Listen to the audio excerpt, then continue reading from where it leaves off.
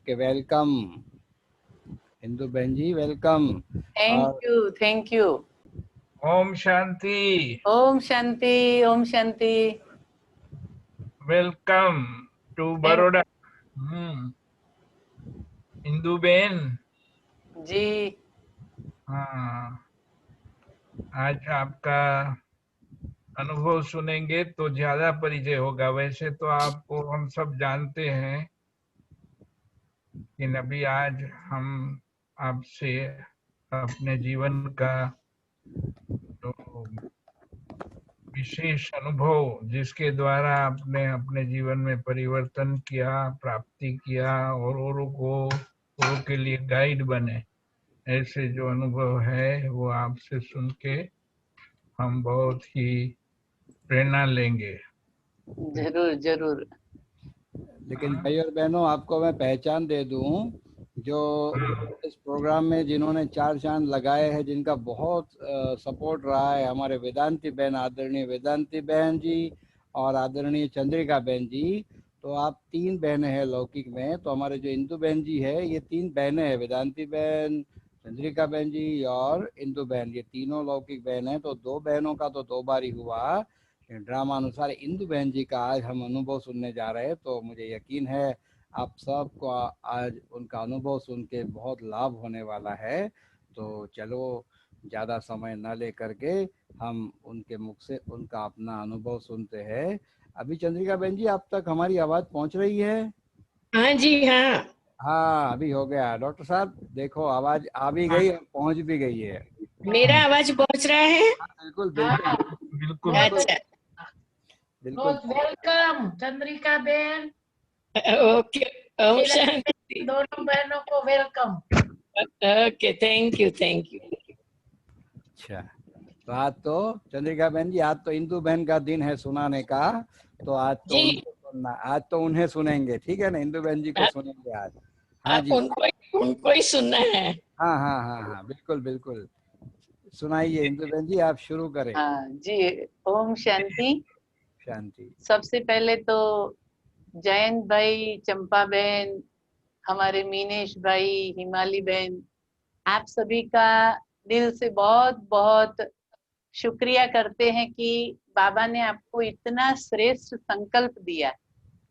जैसे कहते कि शिव बाबा ने ब्रह्मा तन में आकर के चारों ओर से ब्राह्मण आत्माओं को चुन लिया, ढूंढ लिया, और आपने उन सभी ब्राह्मण आत्माओं का जीवन का जो श्रेष्ठ अनुभव है वो सब तक पहुंचाने के लिए ये विशेष कार्यक्रम बनाया। और ये कार्यक्रम भी देखो कितना यूनिक है कि सब्जेक्ट एक ही, सभी को कहना कि अपना अनुभव सुनाओ। सब्जेक्ट एक ही रहता है पर हर एक में कोई ना कोई नवीनता होती है। तो आज आपने हमें भी ये गोल्डन चांस दिया है, तो आपका हम दिल से बहुत बहुत पूरी कारेली बाग फुलवारी का धन्यवाद करते हैं। जैसे ही आपने जिस दिन से हमको कहा कि आपको अनुभव सुनाना है, तो वो सुनते ही हम अपने बचपन में चली गई, और बचपन से लेकर के जो भी पूरे अनुभव थे वो जैसे एक रील सामने आती है, वैसे रील के जैसे वो पूरे दृश्य एक के बाद एक आने लगे। तो ये भी आपके लिए बहुत दुआएं कमाने का समय है, बहुत दुआएं कमाने का कार्यक्रम है, जो आप सभी को ये अनुभव सुनाने के लिए चांस देते हो। तो सुनाने वाले को भी खुशी होती और सुनने वाले को भी खुशी होती, दोनों तरफ से फायदा ही फायदा। तो मैं मेरे जीवन का अनुभव सुनाऊं तो ये संगम युग का ये मेरा जन्म मुझे सचमुच में बहुत सौभाग्यशाली लगता है। क्योंकि जिस परिवार में मैंने जन्म लिया तो वो ब्राह्मण परिवार में, और वहाँ धार्मिकता, सात्विकता, माताजी पिताजी सभी बहुत धर्म के कार्य में अच्छी तरह से मानते थे। और ये पूरे परिवार का ऐसे रहता था कि एक समय सब साथ में मिलकर के प्रार्थना करना, भगवान का भजन करना, मतलब इस रीति से सभी को वो सात्विकता सिखाते थे। और परिवार में हम 8 भाई बहन और उसमें मेरा 8वां नंबर। अच्छा। अभी तो और पिताजी रेलवे में काम करते थे, तो उसके कारण हर 2 या 3 वर्ष में उनकी ट्रांसफर होती रहती थी, तो अलग अलग शहर में घूमना होता था। और अलग अलग शहर में घूमना होता था, उसके कारण जैसे पहले ही मिनेश भाई ने आप सभी को सुना दिया कि आदरणीय वेदांती बहन और आदरणीय चंद्रिका बहन वो हमारे लौकिक में बड़ी बहनें हैं। लौकिक कहो अलौकिक कहो, दोनों रीति से। तो वो दोनों बहनें कॉलेज में स्टडी करने के कारण दादा दादी के साथ रहते थे। और 1965 में जब पिताजी की ट्रांसफर अहमदाबाद में हुई, तो फिर दोनों बहनें भी हमारे साथ रहने आ गए। अब शुरू से पिताजी को भी बहुत ये रहता था कि अलग अलग रीति से कोई भी त्योहार या कुछ आता तो उसको मनाना। और ये दोनों बहनों को भी पहले से ही अंदर में ये संस्कार था। तो हम जिस कॉलोनी में रहते थे वहाँ बहुत बड़ा एक ग्राउंड बना हुआ था, और जब भी कोई त्योहार आता या तो कोई फंक्शन आता तो उसमें सोसाइटी के ही सभी बच्चे इकट्ठे होकर के प्रोग्राम करते थे। और ये दोनों बहनें सभी को अच्छी तरह से डांस सिखाते, ड्रामा सिखाते, तैयारी करते, तो मतलब कि सभी को एक्टिव रखते थे। और ऐसे ही हम जब स्कूल में भी पढ़ने जाते थे तो वहां भी कुछ कोई क्रिएटिव कार्य होता था, तो उसमें भी ये दोनों हमें बहुत अच्छी तरह से सिखाते थे, आगे बढ़ाते थे। अब उसी साल वहाँ बाजू की कॉलोनी में ब्रह्मा कुमारी की ओर से एक कोर्स का आयोजन किया गया। अब पिताजी का ये था कि कोई भी आध्यात्मिक प्रोग्राम होता था तो उसमें वो जाते ही थे। तो उन्होंने दोनों बहनों को और माताजी को भी कहा, तो सब वहां वो प्रोग्राम में गए।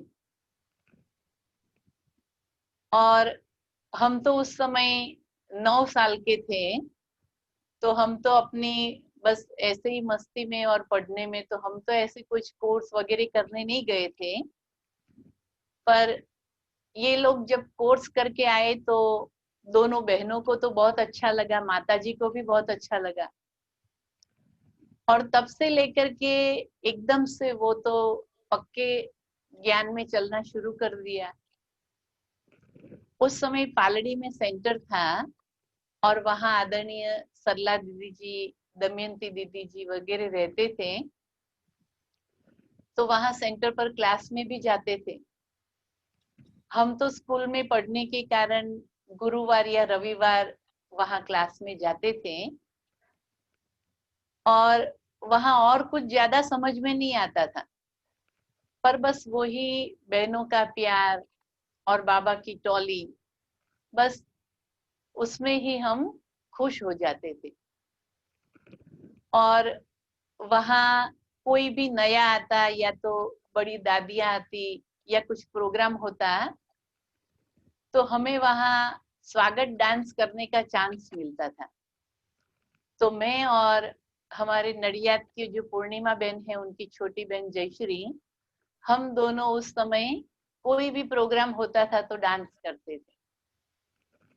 और डांस के लिए भी कुछ ज्यादा गीत नहीं, बस एक ही था, वसुधा के इस अंचल में स्वर्गित भारत भूतल पे, संगम के पावन पर्व पे स्वागत तुम्हारा। तो बस यही एक गीत पर हम डांस करते रहते थे।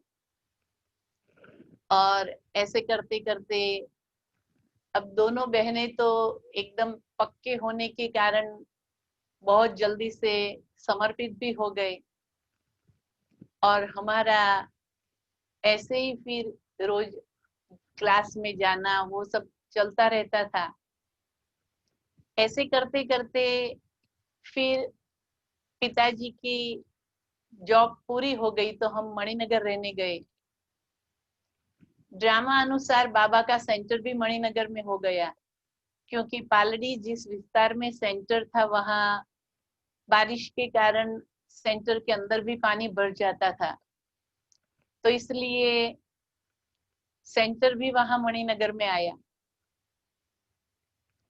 उसके पहले जब पालड़ी में सेंटर था उसी समय 1967 में हमें साकार बाबा से मिलने का भी चांस मिला। पालड़ी से जानकी दादी के साथ आदरणीय वेदांती बहन, हमारी माता जी, भाई और मैं। आप शायद मेरे साथ वो फोटो भी देख रहे होंगे, साकार बाबा के साथ का वो फोटो। तो विशेष जानकी दादी जी के साथ जाने का चांस मिला और वहाँ 6 दिन साकार बाबा के साथ साथ रहे। और उस समय इतनी पार्टी तो बहुत बड़ी गिनी जाती थी, तो विशेष बहुत पालना भी मिलती थी। साकार बाबा के साथ बैठ करके डाइनिंग टेबल पर भोजन करना। बाबा कभी वहाँ बीच में सैर करते थे तो कभी कभी बैडमिंटन भी खेल लेते थे। तो ऐसे करके उस समय हमें इतनी छोटी उम्र के कारण और कुछ मालूम नहीं चला, पर बस वही वातावरण के अंदर में एक खुशी थी। और हिस्ट्री हॉल में क्लास चलता था। हिस्ट्री हॉल में मुरली क्लास में बाबा एकदम आगे बिठाते थे, तो मैं और मेरा भाई बिल्कुल आगे बैठ करके मुरली क्लास करते थे। और बाबा जैसे कहते हैं ना, छोटे बड़े सबको बहुत एकदम से एकदम इन्वॉल्व होकर के पालना देते थे। तो उस दिन मुरली पूरी होने के बाद बाबा ने मेरा जो छोटा भाई था उससे पूछा कि आप सभी को टॉली बांटेंगे। उसने कहा हाँ बाबा। तो बाबा ने उसको संगली पर अपने बाजू में बिठाया और हाथ में एक डब्बा दिया कि आपको डर तो नहीं लगेगा ना। उसने कहा नहीं, नेचुरली ऐसे ही। फिर बाबा ने कहा ठीक है, तो चलो अभी सभी को आप टॉली बांटो। तो उसने जैसे ही डब्बा खोला तो अंदर से स्प्रिंग वाला सांप निकला। तो वो एकदम से ऐसे हो गया। तो बाबा ने एकदम से खुश होकर के देखो देखो डर गए डर गए। मतलब बाबा हर एक छोटा है या बड़ा है तो सभी को इतना एकदम ध्यान दे करके उसकी और कोई न कोई विशेष पालना दे करके खुश करते थे। तो मैं तो अपना ये जीवन समझती हूँ कि उस समय बल मुझे कुछ नहीं मालूम था, पर त्रिकालदर्शी बाबा को तो सब कुछ मालूम रहता है। और उस समय साकार बाबा के द्वारा जो दृष्टि पड़ी, उसी दृष्टि से ही मैं आज अपने इस जीवन को भी इतना सुंदर रीति बना सकी और आगे बढ़ा रही हूँ। तो मुझे जब भी वो दृश्य बार बार याद आता तो उस समय जितना नशा नहीं चढ़ा था उतना आज भी चढ़ जाता है। एकदम से अंदर में याद आता है कि संगम पर मेरा कितना ऊंचा भाग्य जो मुझे साकार बाबा से मिलने का इतना बड़ा सौभाग्य मिल गया। फिर तो मणिनगर आए और सेंटर भी मणिनगर, जो कि हमारे आदरणीय भ्राता हसमुख भाई मंजुला बेन थे, बहुत पुराने और यज्ञ के एकदम से निमित्त थे। उनके घर में सेंटर चल रहा था, तो वहाँ हमारे घर से नजदीक था, तो रोज वहाँ हम मुरली क्लास के लिए जाते थे। पर मेरा बचपन से एक ये नेचर रहा कि मैं बहुत शाय नेचर वाली थी। कभी घर में भी कोई 2 मेहमान आते थे तो मैं अपने कमरे से बाहर नहीं निकलती थी। और अगर उस मेहमान को पानी या नाश्ता भी देना है तो उनके सामने नहीं देखती थी, पर सब कुछ जो भी देना है वो दे करके वापस आ जाती थी। परिवार में भी ऐसे होता है कि कहीं थोड़े दिन मामा के घर रहने जाते, मासी के घर जाते। मैं कभी किसी के घर भी नहीं जाना, और अगर कोई आता है तो किसी से बातचीत भी नहीं करना, बस एकदम से बहुत शाय नेचर था। तो वहां सेंटर पर भी जाती थी, पर मुरली क्लास जैसे ही पूरा होता, गीत शुरू होता, तो हम खड़े हो जाते थे, क्योंकि अगर लास्ट तक बैठे तो सभी बातें करने लगे और हमें तो किसी से बात नहीं करनी थी। एकदम शर्म आती थी किसी से भी बात करने में, तो हम उठ करके घर आ जाते थे। अब ऐसे करते करते वो ज्ञान में चलना तो पक्का ही था, क्योंकि अंदर से वो पसंद भी था कि यही जीवन श्रेष्ठ है, इसी जीवन में ही अपनी उन्नति है। तो अच्छी तरह से चल रहे थे, और फिर धीरे धीरे करके स्कूल की स्टडी पूरी करके कॉलेज की स्टडी भी शुरू हुई। अब कॉलेज में जब थे तो फिर तो कोई भी अगर मिलता सेंटर से तो वो बार बार पूछते थे कि आपका लक्ष्य क्या है, क्योंकि सभी को ये था कि वेदांती बहन, चंद्रिका बहन दोनों सरेंडर हुए हैं तो ये भी हो जाएंगे। पर मुझे एक तो ये शाय नेचर होने के कारण, और अगर सेंटर पर गए तो कितने सारे के बीच में रहने का, तो मैंने ये अंदर से सोचा था कि हम ज्ञान में जरूर चलेंगे, पर ब्रह्मा कुमारी कभी भी नहीं बनेंगे।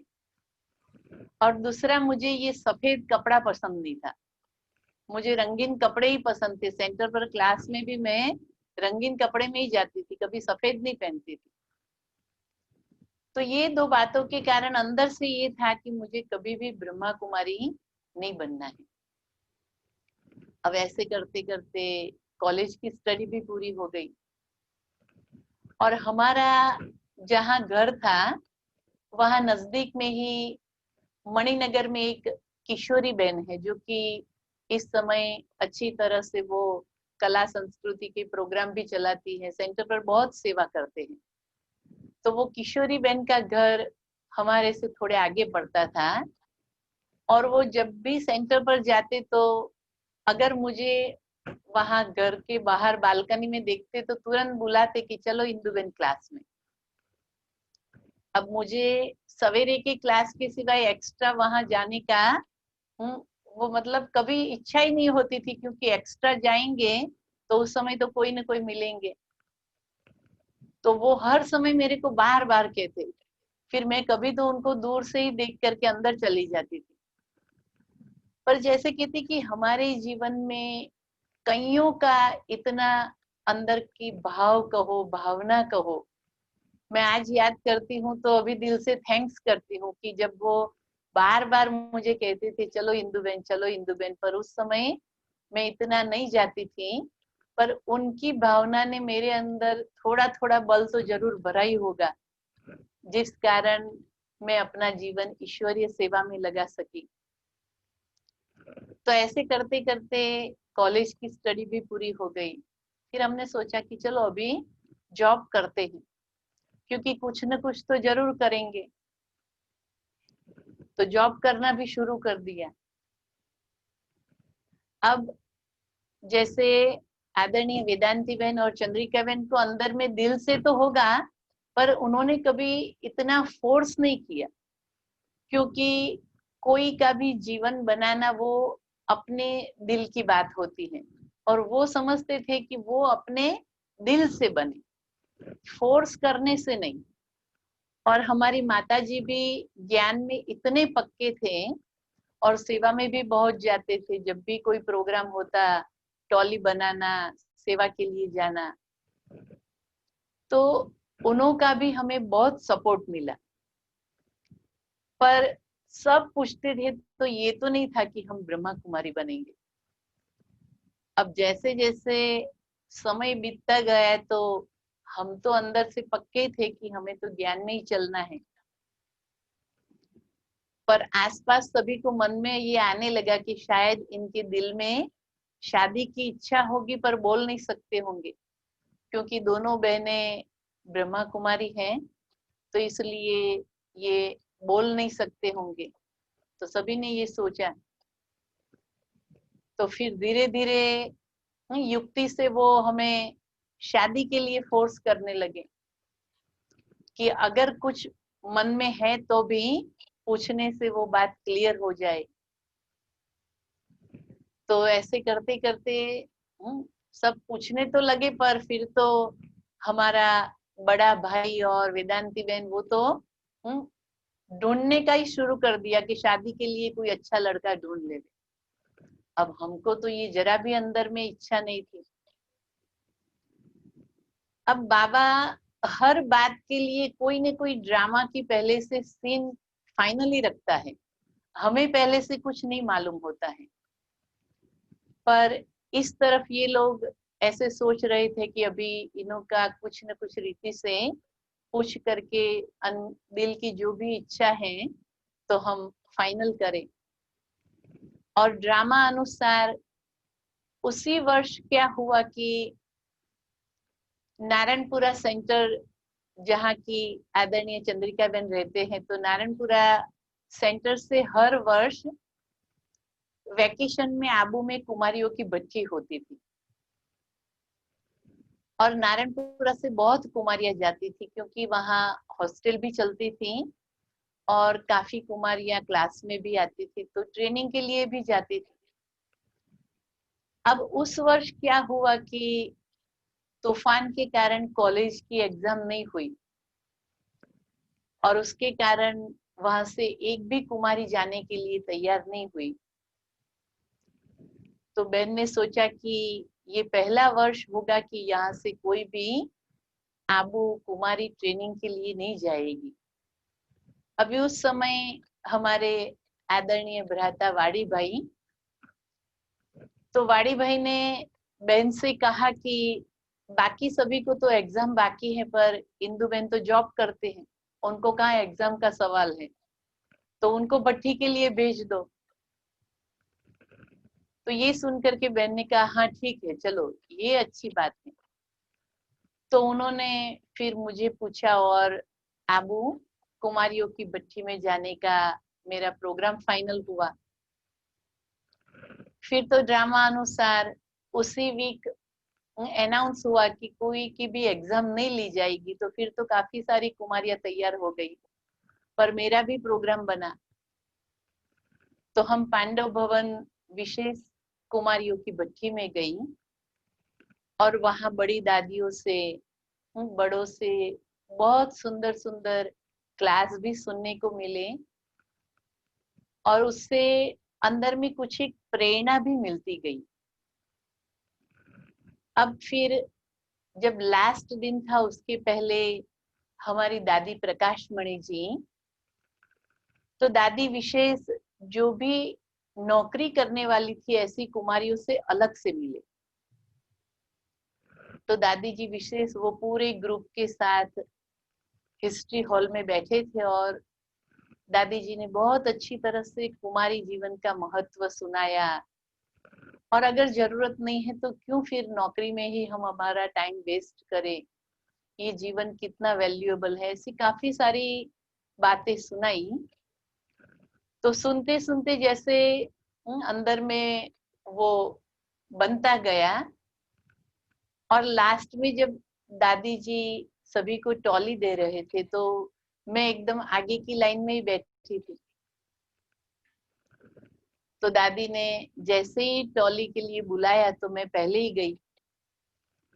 दादी जी ने मेरे हाथ में टॉली रखी और अभी उनका हाथ मेरे हाथ में ही था और दादी जी को और कुछ याद आया तो दादी ने फिर बोलना शुरू किया और मेरा हाथ ऐसे ही पकड़ करके ही रखा था। अब 2-3 मिनट दादी ने और कुछ कुमारियों को बल भरा। अब उस समय बस वो 2-3 मिनट का ही खेल था। अंदर में मुझे क्या उनसे शक्ति मिली, क्या उनकी दृष्टि की पावर मिली, क्या उनके अंदर का जो भाव था, तो एकदम से मैं अपने आप को जैसे दृढ़ बनाती गई कि मुझे ब्रह्मा कुमारी बनना ही है।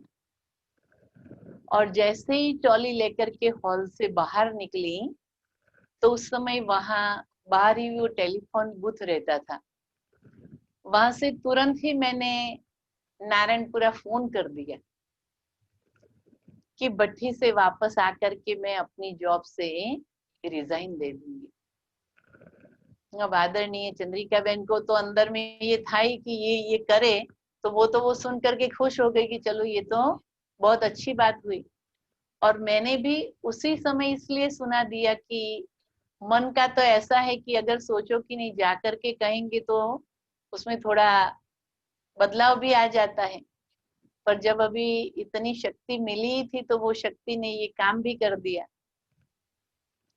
फिर बच्ची पूरी करके जब वापस आए, तो मैं बैंक में जॉब करती थी।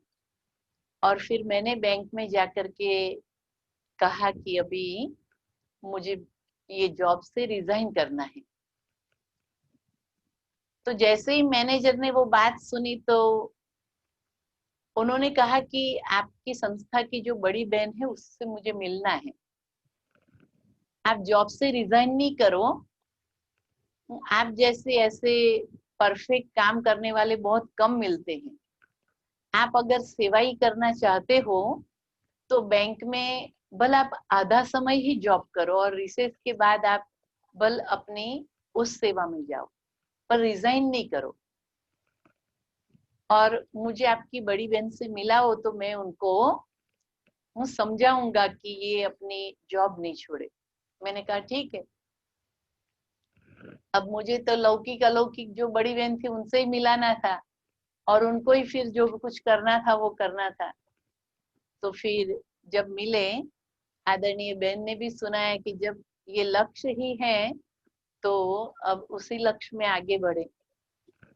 तो फिर समझाने के बाद मैनेजर ने उस बात को मान लिया, पर बैंक से तुरंत नहीं रिजाइन वो मिला हमको। 4 मास के बाद उन्होंने कहा कि तब तक आप अपना जो भी पेंडिंग काम है उसको निपटा दे और किसी को तैयार भी कर दे। तो फिर 3-4 मास के बाद हमको वहां से छुट्टी मिली और हम नारायणपुरा सेंटर पर रहना शुरू किया। नारायणपुरा सेंटर पर वहाँ सभी के साथ हमारे आदरणीय मधुबेन जी भी रहते थे, जो इस समय कलकत्ता बांगुर सेंटर पर हैं और वहाँ के काफी सारे सेवा केंद्र को संभालते हैं। तो मुझे सिर्फ उनका ही आकर्षण था, क्योंकि वो बहुत प्यार से सब कुछ सिखाते थे और बहुत क्रिएटिव कार्य करते थे। कुछ भी त्योहार है या कुछ है तो उसमें नवीनता करना। तो बस मैं विशेष ज्यादा करके उनके साथ ही सेवा में चांस लेती थी। तो उनसे भी जीवन में बहुत कुछ सीखने को मिला। और फिर सेंटर पर जब रहने का अंदर में संकल्प किया, तो मेरे जीवन की ये विशेषता कहो या धारणा कहो कि जब मैं जो भी कार्य करने के लिए सोचती तो उसमें अपने आप को बहुत मतलब एकदम दृढ़ता से चलाती। जैसे जब घर में रहती थी तो माँ को छोड़ करके एक भी दिन कहाँ नहीं गई। और जब संकल्प किया और सेंटर पर रहना शुरू किया तो उसके बाद आज तक मैं घर में रहने के लिए नहीं गई कभी भी। खाली ये पूरे ईश्वरीय जीवन के समय में सिर्फ 5 दिन ही घर गई थी, जबकि माताजी की तबीयत बहुत नरम थी और उनको सेवा की जरूरत थी। तो मतलब जो कुछ भी मैं करती वो एकदम दृढ़ता से करती। तो फिर नारायणपुरा सेंटर पर रहना शुरू किया और सभी के बीच सेट होने में थोड़ा थोड़ा टाइम तो लगा, पर धीरे धीरे करके अपने आप को तैयार भी करते गए, सेट भी होते गए। अब हम जब हिम्मत का एक कदम उठाते हैं तो बाबा भी फिर अपना कार्य शुरू कर देता है।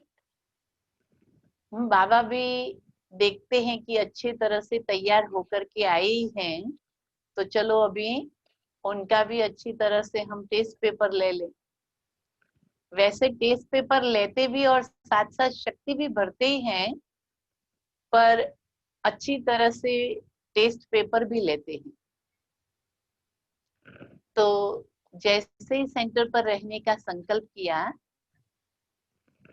और उसी समय सबसे पहले मुझे अपना एक साधना भवन जो फार्म में पूरा सेंटर बना हुआ है, मैंने आगे भी जैसे कहा कि कुमारियों की भट्टी में जाने के लिए वाड़ी भाई ने प्रेरणा दी थी, उसी वाड़ी भाई ने ये बहुत सुंदर एक सेवा के लिए स्थान भी तैयार करके दिया था।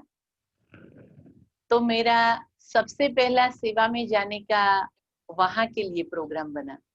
उसी वर्ष वो साधना भवन की सेवाई शुरू हुई थी। अब लौकिक में कभी भी कोई फार्म नहीं देखा था, कोई गांव नहीं देखा था और सब कुछ नया। हम जब वहां सेवा के लिए गए तो बीच में छोटा सा भवन बना हुआ था और चारों तरफ खेती वगैरह चलती थी। कभी भी खेती नहीं देखी थी, गांव नहीं देखा था और बाबा ने ऐसे ही स्थान पर सेवा के लिए हमें भेज दिया। तो हमने सोचा कोई बात नहीं, क्योंकि नारायणपुरा में तो काफी बहनों के बीच रहना था, वहां 2-3 ही थे, तो अच्छा है, चलो उस स्थान पर हम सेवा के लिए जा रहे हैं। पर अब वो स्थान विशेष सेवा के लिए बना था, जहां हर संडे को पूरे सब जोन के काफी सारे भाई बहनों की भट्टी वगैरह का प्रोग्राम होता था और बीच बीच में अलग अलग ग्रुप में 3-4 दिन के लिए सभी की ट्रेनिंग वगैरह होती थी। तो हमने सोचा कि थोड़ों के बीच रहेंगे, पर फिर वहां भी ऐसे बहुत सारे बड़े बड़े प्रोग्राम्स होने लगे। पर उसमें उस समय कुछ भी नया नहीं लगा, जैसे अंदर सब कुछ था और हम कर रहे हैं, ऐसा अंदर में महसूस हो रहा था। और आसपास के गांव में सेवा के लिए जाना, तो शाम को 7 से 10 बजे अलग अलग गांव में सेवा के लिए भी जाते थे। पर शुरू शुरू में उस समय वहां और कोई गाड़ी के साथ भी रहने वाला नहीं था। पर हमारे ज्ञान में एक चंद्रकांत दादा, तो चंद्रकांत दादा विशेष अपनी गाड़ी के साथ हमारे साथ 4-5 मास वहां सेवा के लिए आए थे और उनके साथ हम चारों तरफ के गांव में सेवा के लिए जाते थे। अब गांव में तो सेवा करनी थोड़ी कठिन भी होती है, क्योंकि साधना भवन के बिल्कुल सामने जो गांव था फिरोजपुर, जब हम वहां गए तो वहां की माताओं ने कहा कि बहन आप यहाँ कभी भी नहीं आना सेवा के लिए। ये जो गांव है वहां रात को 8 बजे के बाद हर घर के बाहर वो नशे वाली शराब की भट्टियां लगती हैं, आप यहाँ कभी भी नहीं आना सेवा के लिए। तो ऐसे ऐसे गांव थे, पर बाबा ने सब जगह कोई न कोई रीति से सेवा कराई। अब साधना भवन में चारों तरफ खेती भी थी, तो दिन में तो फिर और कुछ ज्यादा कार्यक्रम नहीं होते थे, तो बीच बीच में जो खेती थी उसमें भी इंटरेस्ट लेते थे और वो प्रकृति को भी बहुत सुंदर रीति से योगदान देना, उसको भी अच्छी तरह से पालना करना। वहां गाय भैंस भी रहती थी, तो जो कुछ भी नहीं देखा था, नहीं सीखा था, वो सब कुछ वहां सीखने को मिला। तो अंदर में एक तरफ से जब नया नया कुछ होता था तो डर भी लगता था और दूसरी तरफ खुशी भी होती थी। और वहां चारों तरफ खेत होने के कारण ऐसे कोई जानवर जीव जंतु भी रहते थे। पर वहां एक बार आदरणीय चंद्रिका बेन ने जब भोग लगाया था तो बाबा ने भोग के मैसेज में कहा था कि ये स्थान ये जीव जंतु जानवर का ही है और वहां हम आकर के रहे हैं, तो वो कभी भी आपको कोई भी रीति से नुकसान नहीं करेंगे। और आप भी ये ख्याल रखना कि किसी को भी कभी मारना नहीं, नुकसान नहीं करना। तो बाबा ने ये संदेश दिया था कि बाबा आपकी रखवाली करेगा, आपकी लिए सेफ्टी करेगा। तो हम भी उस रीति से वहां अच्छी तरह से सेवाएं करते रहते थे। अब एक दिन क्या हुआ कि हम वहां, मैं और जयश्री बेन, जो कि इस समय शाहपुर गांधीनगर में अपनी सेवाएं दे रहे हैं, तो हम दोनों वहां रहते थे। और चांदखेड़ा में एक प्रोग्राम था तो वहां हम वो प्रोग्राम गए थे। प्रोग्राम से शाम को जब हम 7 साढ़े 7 को वापस आए, फिर घर खोल करके अंदर गए, थोड़ा आधा घंटा हॉल में बाबा की याद में बैठे और फिर हम बेडरूम में गए। अब जैसे ही बेडरूम में गए तो जाते ही एक कोने में बहुत बड़ा सांप देखा। अब जैसे ही देखा तो अंदर में एकदम से डर तो लग गया, क्योंकि ये अपना जो नारायणपुरा सेंटर, वहां थे 25 किलोमीटर दूर ये साधना भवन, और उस समय वहां इतने कोई गाड़ी आदि की सुविधा भी नहीं थी। और अब दोनों ही बहनें एकदम से पलंग के ऊपर चढ़ गए और देखते रहे कि अभी क्या करें, क्योंकि रात हो गई थी। अब ऐसे ही सोचते थे तो उस कमरे में सभी ट्रेनिंग वगैरह चलती थी, इसलिए 6 पलंग थे, एक तिजोरी थी, बस इतना ही सामान था और ज्यादा कुछ नहीं था। और एकदम से कॉर्नर पर हमारा ध्यान गया तो कॉर्नर पर जो बाबा का ट्रांसलाइट का चित्र आता है उसका खाली बॉक्स पड़ा था। तो वो बॉक्स को देख करके एकदम से अंदर में संकल्प आया और बॉक्स हमने धीरे से हाथ में उठा लिया। ऐसे गोल पूरा रोल जैसा बॉक्स होता है, और बॉक्स को उठा करके अब ये सारी अंदर से हिम्मत और ये सारी सूझ किसने दी कुछ मालूम ही नहीं, कभी तो ऐसे देखा भी नहीं था। पर जैसे अंदर से सब कुछ इमर्ज होता गया और हमने उस रोल को ऊपर से उसका जो ढक्कन था वो खोला और जिस तरफ वो सांप का मुंह था उस तरफ उसको ऐसे नीचे किया।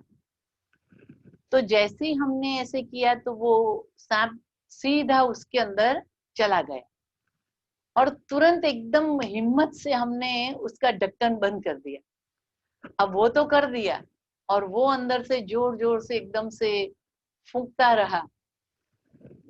इतना करने के बाद थोड़ा तो अंदर में होश आया कि चलो इसको बॉक्स में तो पकड़ लिया है, पर अभी पूरी रात क्या करेंगे। तो वहां फार्म में ही जो फैमिली रहती थी, फार्म का पूरा ध्यान रखने के लिए उन्हों को हमने बुलाया और खेत में से जो गार्डन में बड़े बड़े गमले, तो 2-4 गमले हमने हॉल में मंगाए जो बहुत हैवी थे,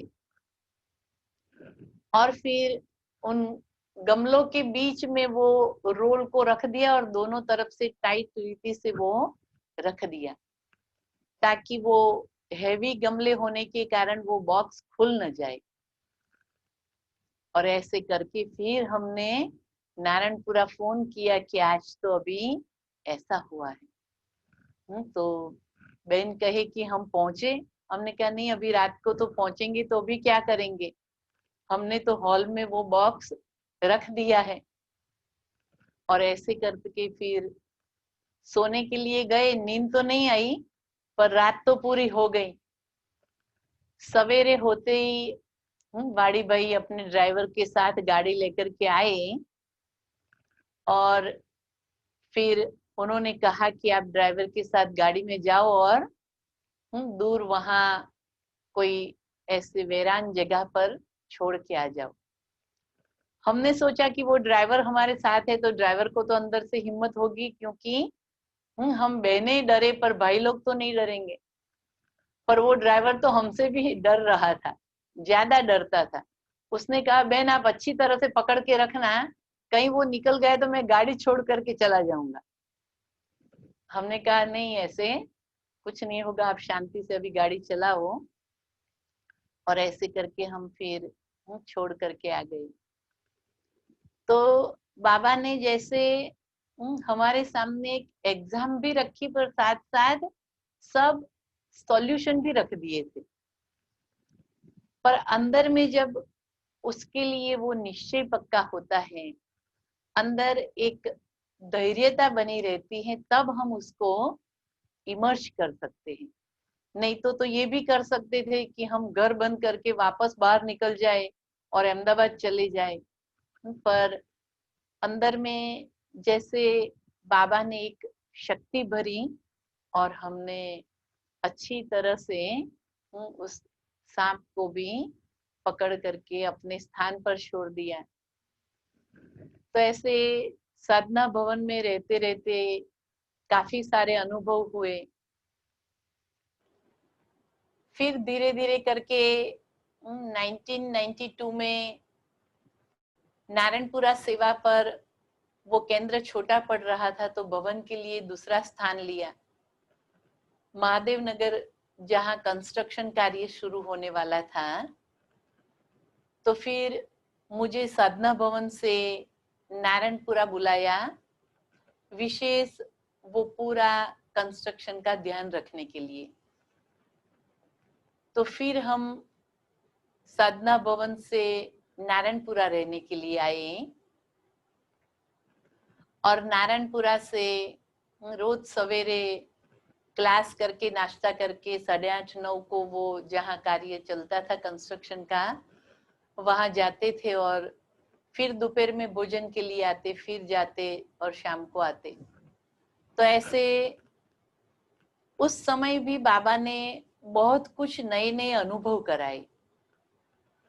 और उस समय कंस्ट्रक्शन के समय हमारे साथ हमारे नारायणपुरा के बुजुर्ग कहो, निमित्त कहो, शंकर भाई जिसको सभी मोटा भाई कहते थे, तो वो भी हमारे साथ वहाँ कंस्ट्रक्शन के समय रहते थे और सब कुछ सिखाते थे कि कैसे सब कार्य इकोनॉमी से करना है, कोई भी चीज खराब न हो, कैसे उसको अच्छी तरह से जो कुछ भी बना है उसको पानी पिला करके उसका ध्यान रखना है। मतलब छोटी छोटी बातें हमको सिखाई, तो उनसे भी हमें बहुत कुछ सीखने को मिला। फिर जब वो कंस्ट्रक्शन पूरा हो गया तो 94 से फिर महादेव नगर में रहना शुरू किया और 95 में विशेष अफ्रीका की सेवा के लिए जाने का भी चांस मिला। वहां से 4 बहनें अफ्रीका नैरोबी सेवा के लिए गए थे। तो वहां भी 7 मास सेवा का विशेष चांस मिला और बाद में जुलाई मास में हम वहां से वापस आए, क्योंकि यहाँ पर जो भी अकाउंट्स वगैरह का और बाकी जो भी कारोबार वगैरह का हम ध्यान रखते थे, तो अकाउंट्स मीटिंग के पहले हम वहां से फिर वापस महादेव नगर आ गए और महादेव नगर सेवा केंद्र पर सब जोन का पूरा कार्य होने के कारण बहुत सब कुछ नया नया सीखने को मिला। जैसे कहे कि वहां पूरा कंस्ट्रक्शन का कार्य होता था तो अकाउंट्स वगैरह संभालना, तो मैं समझती थी कि अंदर में मेरे को ये बार बार आता था कि बाबा ने जो मेरे को थोड़ा समय बाहर जॉब करने का चांस दिया उसमें भी कुछ राज होगा, क्योंकि जब हम बाहर लौकिक में कहाँ पर भी जॉब करते थे तो उससे बहुत कुछ सीखने को मिलता है।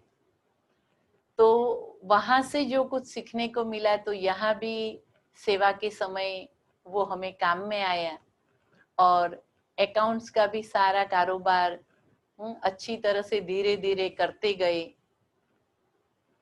और विशेष करके ड्राइविंग भी सीख लिया था।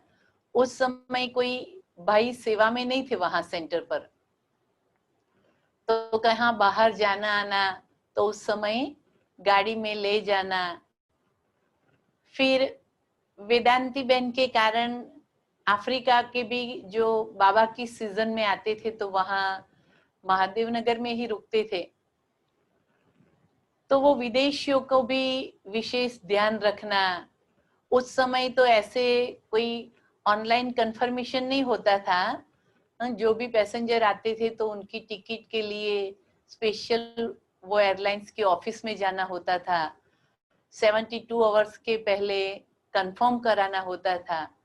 तो ये सब कुछ जैसे बाबा ने सिखाया और ये कला अंदर में आती गई तो वो सारा कार्य भी हम करते रहे। और आदरणीय चंद्रिका बहन यूथ विंग में होने के कारण यूथ विंग की भी काफी सेवाएं चलती थी।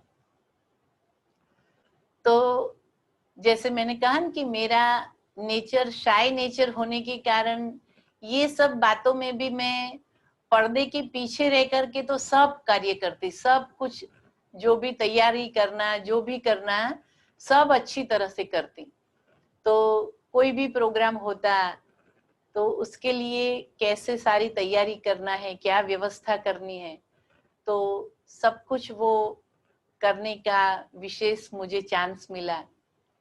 तो मैं तो यही कहूंगी कि आदरणीय वेदांती बहन और आदरणीय चंद्रिका बहन वो बहती गंगा है और हम गुप्त गंगा है, क्योंकि एक ही स्थान पर रह करके हर कार्य को सुचारू रूप से हम संभालते रहे। और फिर तो धीरे धीरे करके 2003 से भाई लोग भी समर्पित होना शुरू हुआ और आज तो कहेंगे कि यहाँ पर हमारे साथ 8 भाई समर्पित हैं। तो हमारे लिए तो अभी पहले जो भी कुछ कार्य करते थे अभी सहज हो गया, क्योंकि सभी भाई इतने विशेषता संपन्न हैं और सब कार्य बहुत अच्छी तरह से वो संभालते हैं। फिर 2011 में महादेव नगर में बाजू में ही जो मकान था वो लिया और फिर उसका कंस्ट्रक्शन शुरू हुआ। पर उस समय तो हमारे साथ सेवा में भाई होने के कारण वो काम थोड़ा हमारे लिए हल्का हो गया।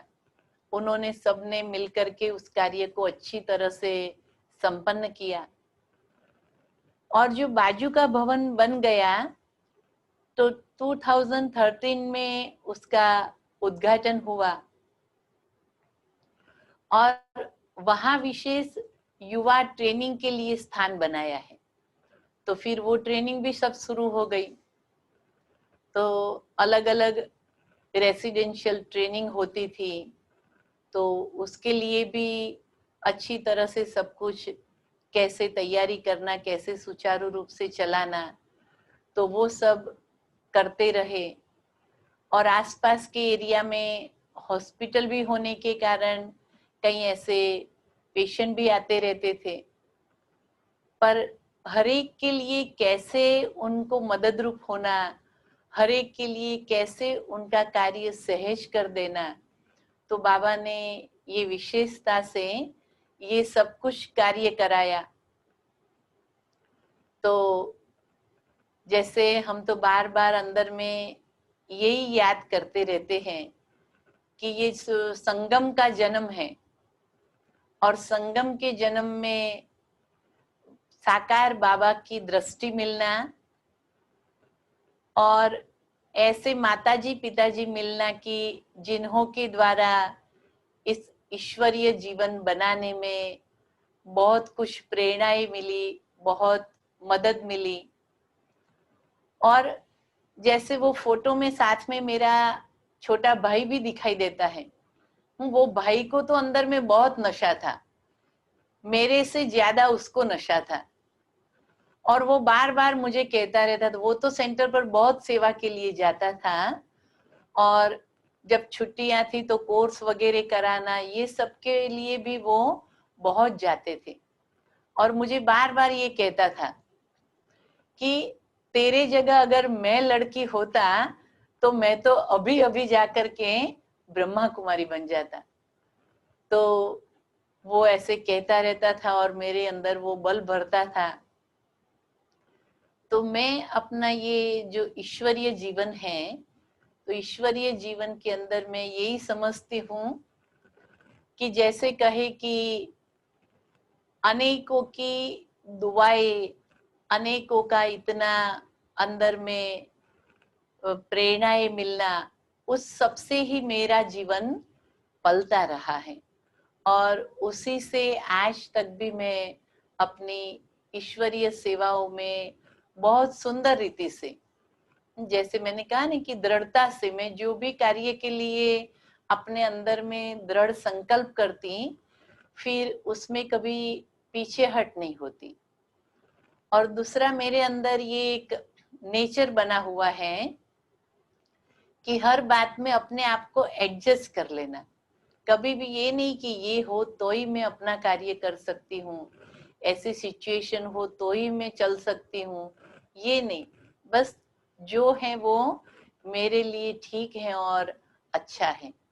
तो ऐसे करके आज तक भी अपने आप को पूरे फोर्स के साथ मैं आगे बढ़ा रही हूँ। तो आज के दिन आप सभी के साथ भी, आप सभी ने जब ये चांस दिया तो फिर से ये बचपन की पूरी रील अंदर में याद करने का हमको भी चांस मिला, तो उसके लिए हम आपका दिल से बहुत बहुत धन्यवाद भी करते हैं और शुक्रिया भी करते हैं। ओम शांति। ओम शांति। आपका भी बहुत बहुत शुक्रिया, आपने आपका समय निकाला और सारी ही इतने सालों की जो आपका सफ़रनामा है वो सफ़रनामा याद करके पूरा सुनाया, साधना भवन को याद किया और साधना भवन की याद हमें भी दिलाई। और यूँ कहेंगे कि जिन्होंने 5 विकारों पर जीत पा ली है उनको वो 5 फीट का या 6 फीट का सांप क्या कर लेगा। वो जीत आपको, उसको जीतना आपके लिए वो मुश्किल तो था ही नहीं, मुश्किल तो है ये 5 विकारों रूपी सांप को जीतना, और उस पर तो आपने जीत पाई है। और जब आप सुना रहे थे तो अंदर से खुशी और संकल्प उठ रहा था कि ये भी ड्रामा की कमाल है कि एक नहीं, दो नहीं, तीनों ही आप बहनों के चेहरे का तेज देखो तो एक से बढ़कर एक है, और वाणी का निखार देखो तो तीनों की ही जीवा पर सरस्वती का कहेंगे वास है, और तीनों का ही आपका वंडरफुल पार्ट है। तो किसको मुबारक देवे, तो सब आप एक दूसरे से आगे है। और आपने जो कहा कि वो दो बहती गंगा है और आप तो गुप्त हो, तो पार्ट तो आपका कितना वंडरफुल है। तो ये सुनकर बहुत खुशी हुई, आनंद हुआ, और कैसे निश्चय से आगे बढ़ा जा सकता है, ये सारी बातें आपके इस 1 घंटे के अनुभव के द्वारा सभी भाई और बहनों को सुनने को मिला, समझने को मिला। तो इसके लिए आपको बहुत बहुत धन्यवाद भी और मुबारकबादी भी देते हैं। और डॉक्टर साहब चंपल बहन भी अपने शब्दों में ये 1 घंटे का अनुभव बयान करेंगे। कैसे आपकी 1 घंटे की फीलिंग रही? अनुभव तो सुनते सुनते उसमें खो गए। और भक्ति में भी गंगा जमुना प्रत्यक्ष है और सरस्वती गुप्त है। जहाँ भी त्रिवेणी संगम है ना, वो आपका ही यादगार है कि 2 बहनें प्रत्यक्ष है। आप अभी तो आप भी प्रत्यक्ष हो, अभी तो धीरे धीरे प्रत्यक्ष हो रहे हो और हो भी गए हो, लेकिन जो भक्ति में जो गायन है त्रिवेणी संगम का, वो आपका ही यादगार है, ऐसा लग रहा है। बस आपने जो ये चांस दिया अनुभव सुनाने का, तो प्रत्यक्ष हो गए। क्योंकि आपकी ये जो विशेष सेवा है, मैं समझती हूँ कि अब आप तो ब्राह्मण जो भी परिवार है उसमें से थोड़े लोग को जानते होंगे, पर अभी अपना पूरा ब्राह्मण परिवार आप लोगों को तो जान गया है। क्योंकि चारों तरफ जहाँ भी देखो हम वहाँ कोई किसी ना किसी का अनुभव तो होता ही होगा, और जो अनुभव सुनाने वाले होंगे उसके संपर्क में जो भी आते सब सुनते होंगे। तो विशेष पूरा आपका ये परिवार, कारेली बाग परिवार, तो सभी आप लोगों की तो माला करते ही होंगे। और ये लॉकडाउन के टाइम में ये जो आपका कार्यक्रम है वो सभी को बहुत बल भरने वाला है, और आपका भी अकाउंट एकदम से भरपूर होता जा रहा है। आपने तो हमारे को बल भर लिया, ऐसा उत्साह उमंग की वाणी बता के हमको खुश कर दिया। हाँ, ये भी आपका बहुत सेवा हो गई ने, बहुत बड़ी सेवा है हम सबको उत्साह उमंग में लाना। इसलिए आपका भी बहुत बहुत थैंक्स है। और चंद्रिका बेन गए क्या है संगम वाले? हाँ, संगम तीर्थ धाम। हाँ, ओम शांति। चंद्रिका बहन जी चंद्रिका बेन ज्वाइन नहीं है है शायद। है ज्वाइन तो है। संगम तीर्थ धाम वाला उन्हीं का है। ओम शांति। ओम शांति। आपको याद किया जा रहा है। बस मैं ऑनलाइन सुनाई पड़ता है। हाँ हाँ बिल्कुल। बस मैंने भी सारा अनुभव सुना। आप लोगों ने बहुत ही अच्छी तरह से इतना सब आयोजन किया है, और ये सचमुच में अपने आप में एक बहुत यूनिक सेवा है। इसके लिए बहुत बहुत थैंक्स। बस आप बड़ों की दुआएं हैं। बाकी मैं दिल की बात बताऊं कि बाबा की सेवाएं जितने देशों में चलती है वो सभी देशों के कम से कम एक वक्ता को लाने का एक लक्ष्य बना हुआ है। और बस आप बड़ों के सहयोग से और दुआओं से ही मैं समझता हूँ ये पूरा भी हो जाएगा। चाहे वो किस भी भाषा के हो तो वो ट्रांसलेटर भी मिल जाएंगे, बाबा उसमें भी मदद करेगा। लेकिन बस आप लोगों का सहयोग है, बड़ों का दुआएं है, तो ये लक्ष्य पूरा भी हो जाएगा। क्योंकि इस बहाने सारा ब्राह्मण परिवार एक दूसरों को जान पाए, समझ पाए, और मूल बात दुनिया वाले समझ पाए कि किस तरह से ब्रह्मा कुमारी बहनें इस पूरे विश्व में फैल करके ईश्वरीय ज्ञान दे रही है। और हम तो भारत में रह करके ही अभी तक नहीं सुना समझा है। तो जो बाबा के शब्दों में कहे तो कुंभकर्णों को जगाने का काम ये विदेशी करेंगे। तो ये इस बार ये लक्ष्य ऐसा बना हुआ है। और मैं तो जरूर याद करूंगा कि इसमें वेदांती बहन जी का बहुत बहुत हमें सहयोग और सपोर्ट रहा है। जब मैंने जो कहा, जैसे कहा, उन्होंने तुरंत फौरन मतलब इतना मदद किया है। और इसीलिए इस जो कार्यक्रम की शोभा बढ़ी है। तो आपका भी ऐसे ही सहयोग रहा है। और आज इंदु बहन ने भी अपना समय दिया और कितना सुंदर रीति से सुनाया। तो आप तीनों ही बहनों का बहुत प्रत्यक्ष भी और परोक्ष भी सहयोग रहा है। इसलिए तीनों को हमारी बहुत बहुत मुबारकबादी और धन्यवाद हम अदा करते हैं। और सबसे बड़ी बात तो हमें आपका आदर है, इसलिए कि हमको प्रेरणा मिलती है आपको फॉलो करने की। आपकी जो इतनी सेवा फास्ट नंबर 1 में ले जाने की सेवा है। और वास्तव में ये योग की जो आप और चार्ट की जो विशेष बातें लोगों के सामने, हम लोगों के सामने रखते हैं, इससे हमें होता है कि कैसे हम आपको फॉलो करके आपका रिगार्ड करें। ओम शांति। चंद्रिका बेन जी को आप भाई बहनों को याद हो, ये सब नए भाई बहन है, तो जो भी बाबा के यज्ञ में नवीन सेवाएं हैं, चाहे राजयोग शिविर है, चाहे नव देवियों की झांकी है, चाहे युवा पद यात्रा है, सब नया नया। और ये कुमारियों की साधना हॉस्टल, हाँ हॉस्टल हॉस्टल हॉस्टल पहले खोली। और फिर साधना भवन भी गुजरात में पहला चंद्रिका बेन ने ही बनाया। हाँ तो ये बहुत सब बातों में नवीन आगे बढ़ते रहते हैं और दूसरों को तैयार करते रहते हैं। और अफ्रीका की सेवा में तो जितनी भी बहनें आई सबने चंद्रिका बेन को बहुत बहुत याद किया है। जी हमने जी चंद्रिका बेन से पालना लिया है और हम फिर अफ्रीका में गए हैं। तो पूरा हाँ अफ्रीका खंड जी वेदांती बेन तो है ही, जी लेकिन चंद्रिका बेन भी वो अफ्रीका की सेवा में। हाँ चंद्रिका बेन जी उनका म्यूट है, आप अनम्यूट करें चंद्रिका बहन जी, आपका अनम्यूट करें आप। अच्छा, हाँ, हो हुआ? गया अभी हुआ अभी सुन, अभी हुआ हो गया। तो कल तो बाबा बाबा अंगुली पकड़ के सब कुछ बाबा करा रहा है। करण करावन हर बाबा, उसका जितना थैंक यू करे कम है। तो है, लेकिन आप लेकिन निमित करने बंद वाली करके इंस्ट्रूमेंट भी पावरफुल चाहिए ना। जी जी बाबा जी तो जी सबके लिए है, लेकिन इंस्ट्रूमेंट जो पावरफुल है तो वो सारा आगे चलाता है। हाँ इतनी नई नई सेवाएं निकालते हैं तो दोनों बहनें एक दूसरों से आगे इस बारे में। अभी देखो गॉडली पावर बैंक शुरू किया है वेदांती बहन जी ने अफ्रीका में, और पूरे हाँ, वर्ल्ड में बहुत सारी मात्रा में भाई बहनें जुड़े हैं और जी वंडरफुल सेवाएं कर रहे हैं। तो ये दोनों हाँ, का कैसे कैसे नए आइडिया सवेरे अमृत वेले से निकालते हैं, तो बाबा उनको निमित्त बना करके वंडरफुल तरीके से करवाता है। तो हमको बहुत उमंग बढ़ता है, खुशी मिलती है और प्रेरणाएं भी मिलती है कैसे ऐसे जी किया जा सकता है। तो और जी इंटरनेट सेवा का भी, उसके ऊपर भी चंद्रिका दीदी का बहुत ध्यान है।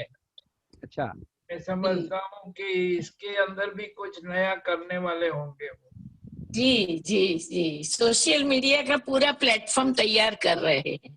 हाँ देखा है जी जी ये- इसके अंदर हम बच्चों को, युवाओं को, सभी वर्ग वालों को अच्छी तरह से बाबा का मैसेज पहुंचा सके, जी तो उसके लिए भी प्लानिंग अभी चालू है। हाँ, पर आप सभी से प्रेरणाएं मिल रही हैं। आपने जो इतनी अच्छी ये चालू की सीरीज ऑफ द एक्सपीरियंस। बाबा ने ही बताया था ना एक बार, जब ये प्रोग्राम शुरू हुआ हो उसके पहले बाबा से एक बार हमने पूछा था डायरेक्ट अव्यक्त बाप दादा से कि कैसे तीव्र सेवा करे।